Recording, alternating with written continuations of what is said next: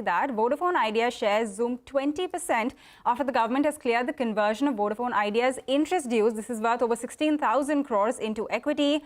Reema, this makes the government the largest shareholder in Vodafone Idea. Absolutely. So the first news is that the government has given its approval and the go-ahead that the AGR dues, which are owed by Vodafone Idea to the government, the dues are massive. They're close to 60,000 crore rupees. But the interest of those AGR dues, which amount to about 16,133 crore, will be converted into equity, which basically means instead of Vodafone Idea paying that 16,000 crore, they're saying instead hold equity in, Vodafone Idea. The conversion will be done at 10 rupees per share. And even after this 21% increase in the stock price, Vodafone Idea's share price at 8.5 rupees is lower than the fair value, the face value of 10 rupees or par value as it's called.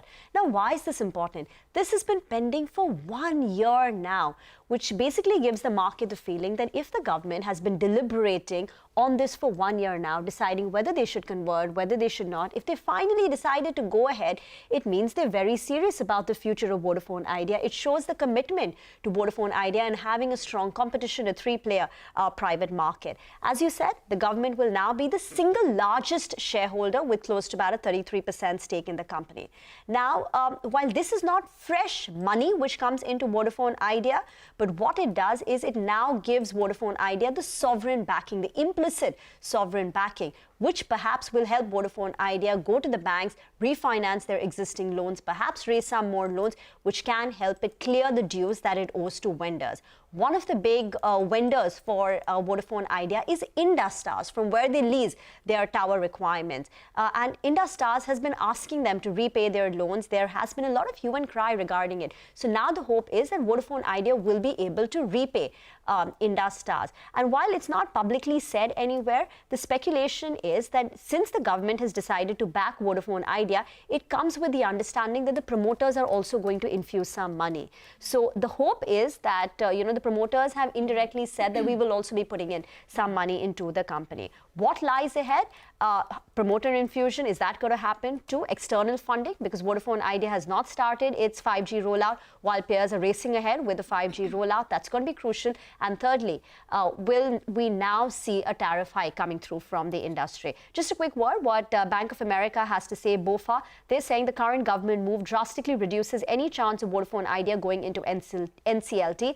This is negative news for Bharti and Jio, as the pace of incremental subscriber gains from Vodafone Idea would likely reduce. The next event is tariff hike or not. With the government support coming in from Vodafone Idea, they reiterate their earlier stance that a tariff hike is coming, perhaps sometime this year. We've been hearing that for a while, right? The tariff hike is there. But to be honest, I mean, Bharti did do that hike in, I think, 7 of its circles, at least. So 2 in November, 7 in January. So totally 9 out of 22. Yeah. Okay, let me not deviate. That's a separate conversation altogether. But we're going to stay with Vodafone Idea. Now, this conversion to equity, of course, takes care of the AGR dues. But there is a mountain of debt that this company has amassed across the Indian financial landscape. So let's bring in Abhishek. He can jog our memory and give us a sense of this mountain of debt that we're talking about. It's a whopping 1.95 lakh crores. So Abhishek, help us figure out, I mean, who are the major lenders and, what's the different level of exposures like? Well, Surbhi, the total debt, as you said, might be about 1.9 lakh crore. However, the debt to banks or the loans to banks is about 29,000 crores only. And this 29,000 crore forms about 0.37% of the loans of the lenders. So in amount wise, the highest debt owed to a banker is SBI 11,000 crore, followed by Yes Bank at 4,000 crore and IndusInd Bank at 3,500 crore. If you take a look at the percentage to the loans, the highest is to IDFC First Bank, which is about 2.2% of the loans. Remember that in the previous few quarters, IDFC First Bank has written down the provisions or has written back the provisions that they had on Vodafone Idea. So they were confident of a resolution taking place for Vodafone Idea going ahead. Yes Bank has about 2.1% of the loans and IndusInd Bank has around 1.3% of the loans. So percentage-wise, is what you should actually focus on. And in that, IDFC First Bank, Yes Bank and Niderson are the large players. Back to you. Thank you very much for that. You know, you said the overall debt is 2 lakh crore. It's actually 2.2 as of September.